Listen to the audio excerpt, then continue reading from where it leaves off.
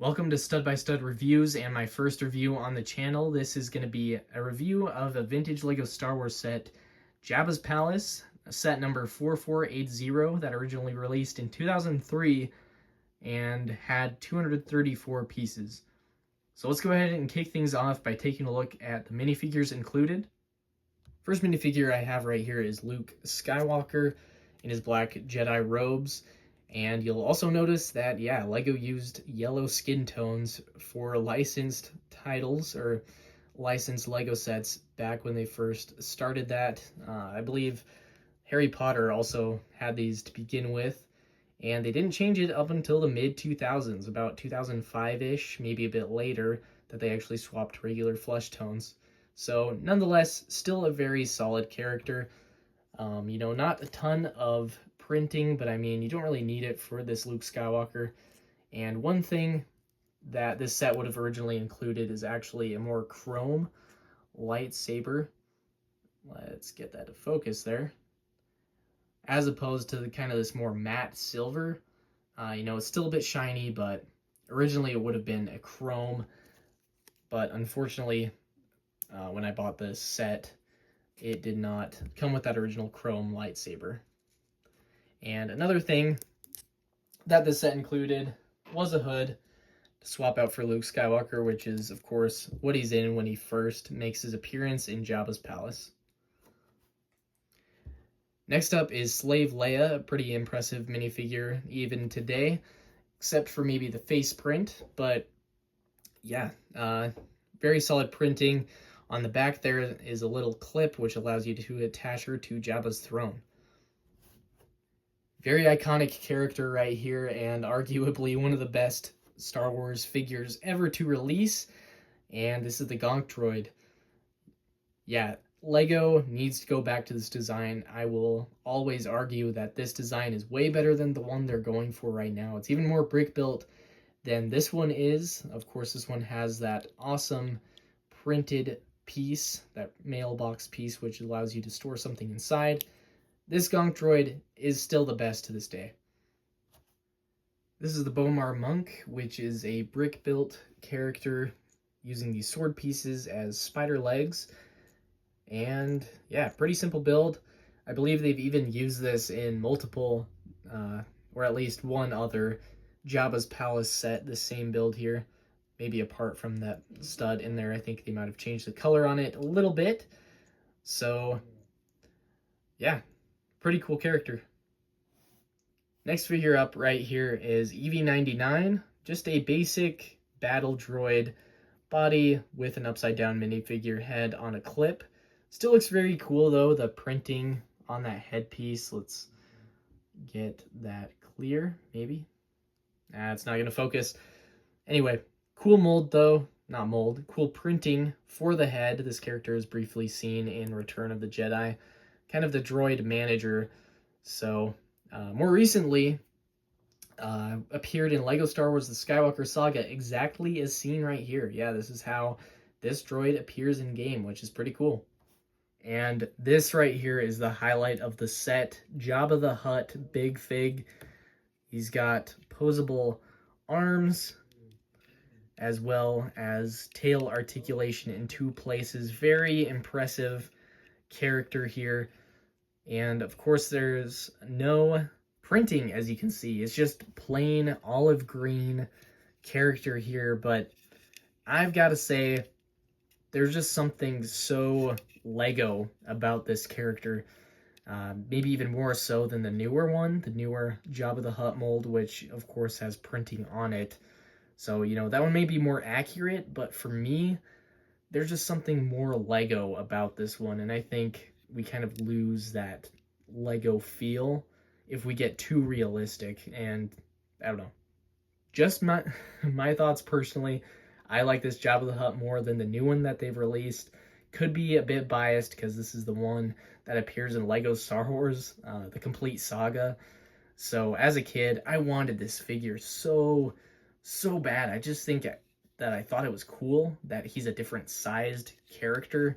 And at the time, I only had, your regular minifigures. So when I saw this in the LEGO book that I had, it was a LEGO sticker book, I really wanted this set, but it was a bit before my time getting into Lego, quite a bit before actually, but man, I've got to say, really cool figure, definitely the highlight of this Jabba's Palace set for me.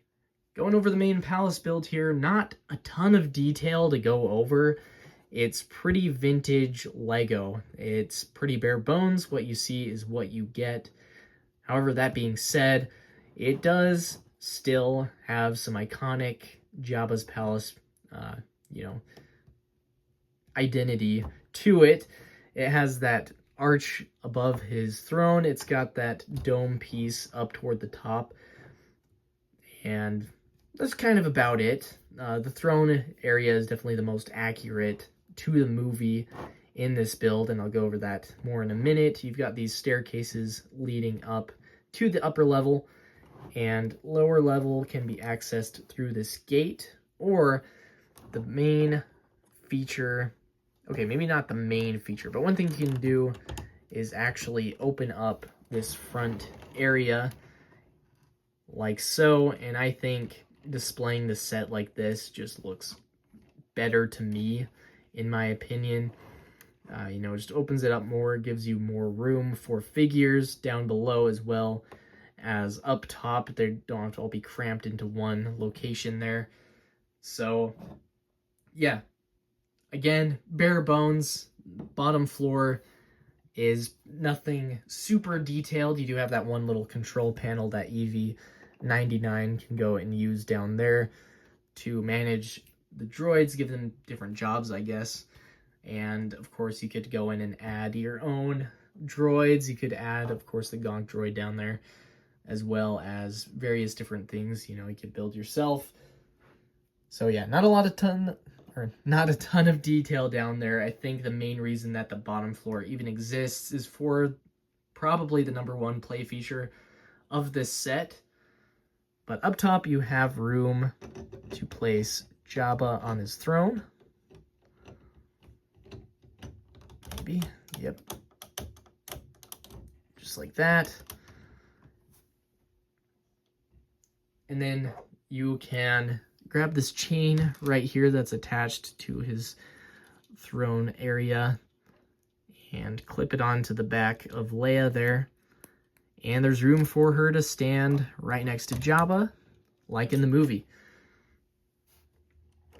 Just like that. And yeah, the throne details are great. Definitely the most detailed area of this set.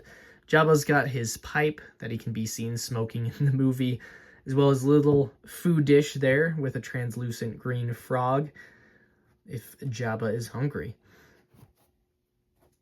So I think, again, like this, having it displayed open just like that looks pretty dang good. I mean, I guess it's not as detailed as the newer Jabba's Palace that we got much later.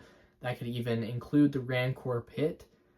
As, yeah, no Rancor included with this one. And I guess, you know what? It wasn't included with the newer one. They were two separate sets. But still, you do have that. You do have to angle him back a little bit, as it is at a slant. Let's see if that'll work now. Maybe too far.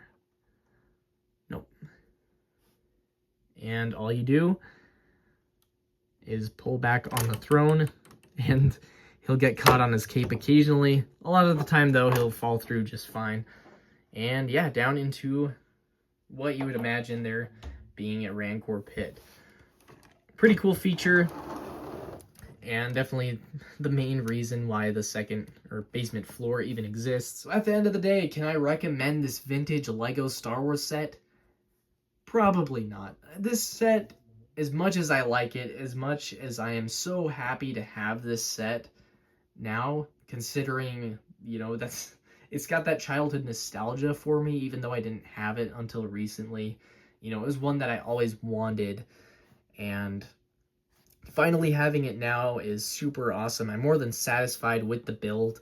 I think, it's definitely not the most detailed Jabba's palace out there, but it still looks great in my opinion. I think that classic Lego look has a lot of charm to it in its own right.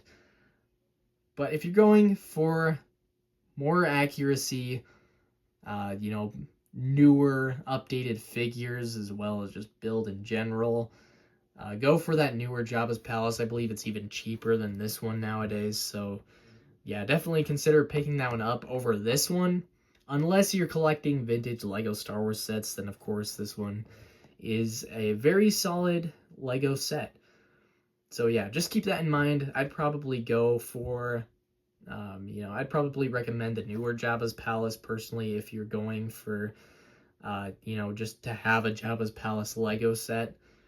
But that being said, this is probably one of my favorite Lego sets just because I'm so happy to finally have it. I just can't really recommend it for the price and for what it is personally.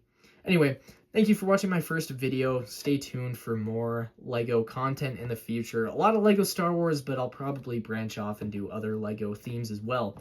So yeah, thanks for watching.